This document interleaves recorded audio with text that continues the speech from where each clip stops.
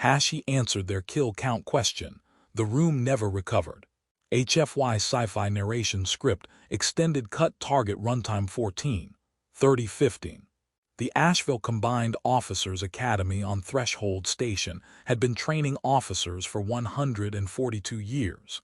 Its graduation rate was 58%, the lowest of any accredited program in the coalition, and by policy, intentionally so. The academy did not exist to produce officers. It existed to filter for the small number of people who could survive becoming one. Alumni held command postings across 9 fleets. 3 sitting fleet admirals had graduated from its halls. In 22 years, 7 humans had been admitted and passed. The current class had 1. Threshold Station itself was old enough that parts of it had been rebuilt twice, each time larger, each time absorbing more of the coalition's ambitions about what an officer should be. The seminar rooms still used real wood paneling, shipped in at a cost nobody questioned, because the academy believed history should be felt in a room, not just taught in it. Corin Vass was 24 years old, from a frontier colony called Hollows Reach, a settlement so far past the coalition's active patrol lines that it did not appear on most star charts, because it had never asked to. His admissions officer had read his file 3 times before signing off on it. The first pass produced a service record that did not match the age listed on the application. The second pass was to check for clerical error, a transposed digit, a misfiled year. The third pass was to contact the auxiliary registry directly and request confirmation, which came back within the hour, unambiguous, time-stamped, and correct. Corin had not mentioned any of this. He had arrived at the station with 1 bag, a folded leather strap that had belonged to his father, and no escort. He checked into his quarters, unpacked in 11 minutes, and reported to the range the next morning before his instructors had finished their coffee. The strap was for steadying a rifle across the shoulder during long watches, the kind that lasted through a colony night with no relief coming. Nobody at the academy asked what it was for. Nobody asked him much of anything in those first weeks, which was its own kind of answer, the silence of people who have decided, without evidence, what a person from a place like Hollows Reach must be. He did not correct them. He went to class. He trained on the range. He ate alone at the end of a long table, and he wrote reports that were shorter than anyone else's and needed no revision.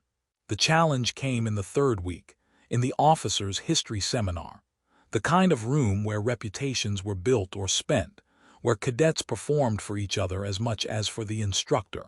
Cadet Avrin Tass, a Dren, 3rd year, ranked first in the class and aware of it in the particular way that people who have never lost anything are aware of their standing, introduced the human question the way certain cadets introduce questions they have already decided the answer to, which is to say, with the timing and tone of someone who has prepared it.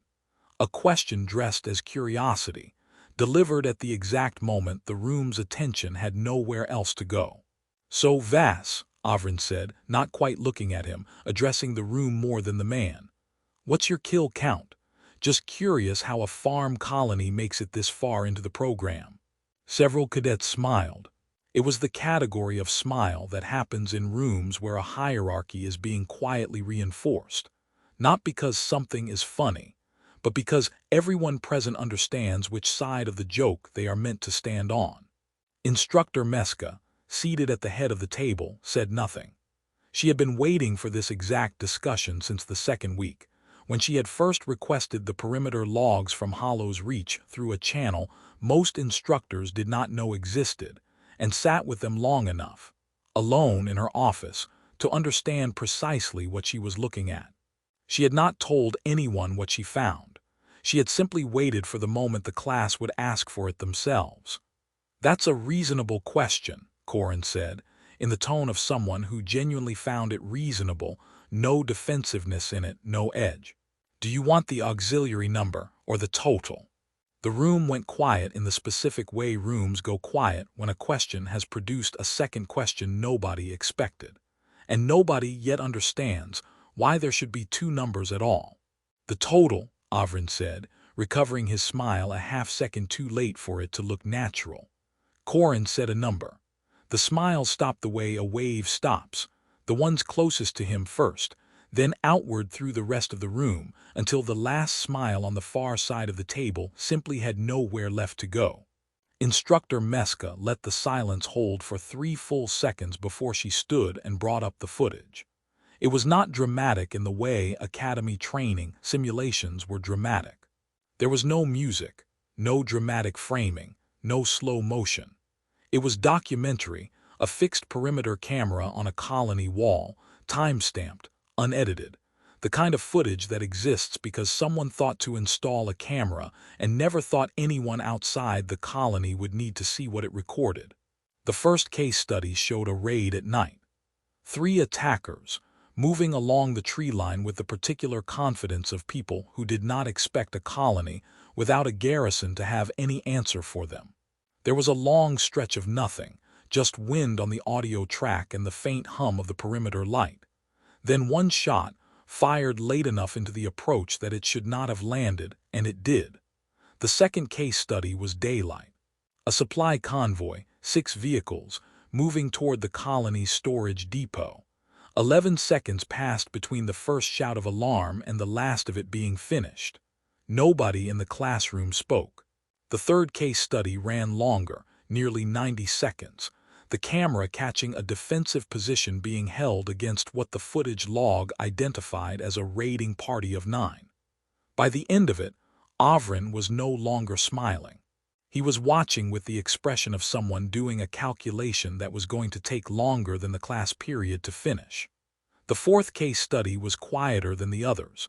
No raid at all, just Corin alone on the wall at 300 station-adjusted time, doing nothing except watching, for 4 hours, because that was the job and there was no one else scheduled to do it. The fifth case study, the last one Instructor Meska chose to show, was the shortest. 14 seconds. It ended with the colony's warning siren going silent, not because the threat had ended, but because there had been no need for it to keep sounding.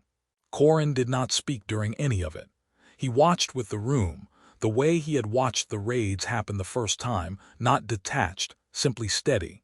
His eyes did not change with what was on the screen. They only changed with what he was thinking, and what he was thinking did not appear to be about the room at all.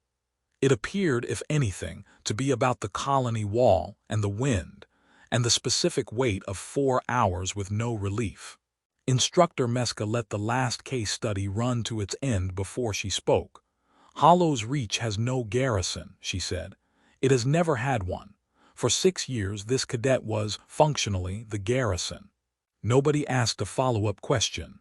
Nobody had one left to ask. Class ended without the usual noise of chairs and conversation. Cadets filed out in a silence that had nothing performative left in it. Avrin stopped at the door, not looking back, and said, "The auxiliary number and the total are different by about 40. It was not an apology. It was a recalculation, spoken out loud because saying it once, to no one in particular, was easier than carrying it silently into the next room. Corin folded his father's strap back into his bag and picked up the rest of his materials. No satisfaction in it, no pause for effect, no glance toward Avrin's back as he left. The work was still the work, and the room's opinion of him had never been the thing he came here for. Instructor Meska waited until the room had fully cleared before she spoke again. "Since the second week," she said, "I was waiting for the right discussion topic." "You could have told me you'd pulled the logs," Corin said. "You didn't ask me to wait," she said. "So I didn't." He nodded, the way a man nods at a fact rather than an opinion, and slung the strap over one shoulder before walking out. Instructor Meska sat alone for a while after he left, the footage still open on the screen in front of her. Then she opened the term assessment file and wrote 3 words. Already commands respect.